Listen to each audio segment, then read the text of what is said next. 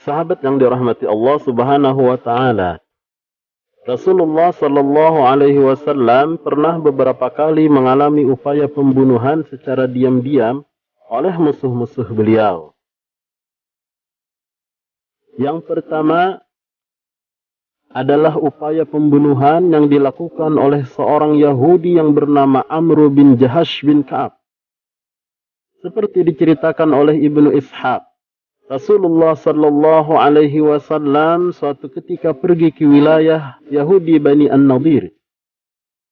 Beliau pergi untuk meminta bantuan mereka dalam masalah dua orang Bani Amir yang dibunuh oleh Amr bin Umayyah Ad-Damri, yang mana dia masih terikat hubungan damai di kota Madinah. Beliau mendatangi mereka Yahudi Bani Nadir untuk meminta bantuan, karena mereka Bani Nadir terikat perjanjian saling membantu dengan kaum muslimin.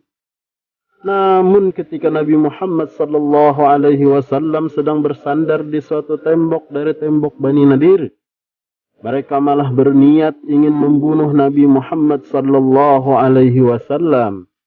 Dengan cara mereka ingin menjatuhkan batu besar dari atas tembok, sehingga apabila batu itu jatuh menimpa Nabi Muhammad sallallahu alaihi wasallam, maka akan bisa menewaskan beliau seketika.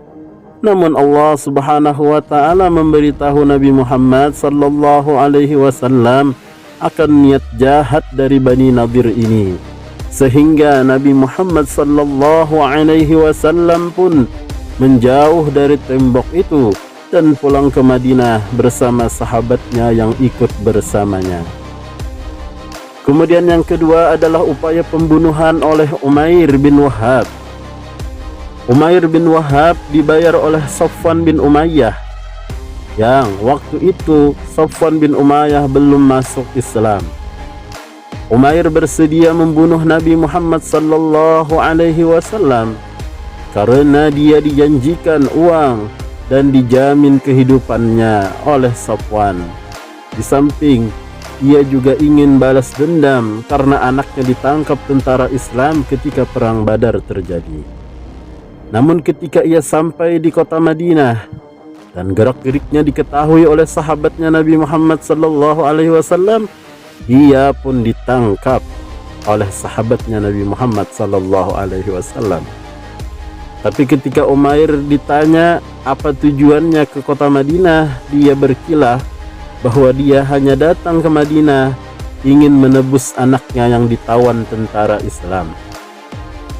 Namun tidak disangka oleh Umair, ternyata Nabi Muhammad sallallahu alaihi wasallam bersabda, Allah Subhanahu wa taala telah memberitahu aku, wahai Umair, bahwa kamu semalam duduk bersama Safwan dan kamu mau melaksanakan permintaan Safwan untuk membunuhku, karena Safwan menjanjikan uang dan menjamin kehidupan keluargamu, kata Rasulullah sallallahu alaihi wasallam.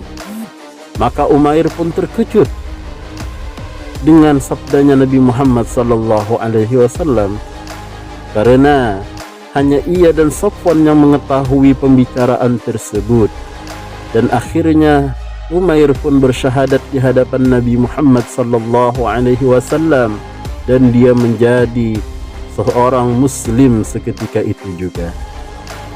Kemudian upaya yang ketiga yaitu makanan beracun yang dihadiahkan kepada Rasulullah sallallahu alaihi wasallam merupakan motif balas dendam yang dilakukan oleh Zainab binti Haris untuk membunuh Rasulullah sallallahu alaihi wasallam. Ia menyuguhkan daging paha bagian depan dari domba kepada Nabi sallallahu alaihi wasallam, yang mana ini adalah bagian yang paling disukai Rasulullah sallallahu alaihi wasallam. Namun dengan liciknya ia mencampuri daging tersebut dengan racun yang sangat berbahaya. Namun ketika Rasulullah sallallahu alaihi wasallam ingin memakan daging yang beracun tersebut dengan izin Allah Subhanahu wa taala, daging itu berkata kepada Nabi Muhammad sallallahu alaihi wasallam bahwa ia sudah diberi racun oleh Zainab binti Haris untuk membunuh beliau Rasulullah sallallahu alaihi wasallam. Itulah beberapa upaya pembunuhan yang ingin membunuh Rasulullah sallallahu alaihi wasallam. Namun Allah Subhanahu wa taala selalu menjaga Rasulullah sallallahu alaihi wasallam, sebagaimana di dalam Al-Qur'an Allah berfirman, "Wallahu ya'simuka minan nas." Allah memelihara engkau wahai Nabi Muhammad dari kejahatan-kejahatan manusia. Wallahu ta'ala a'lam bissawab. Assalamualaikum warahmatullahi wabarakatuh.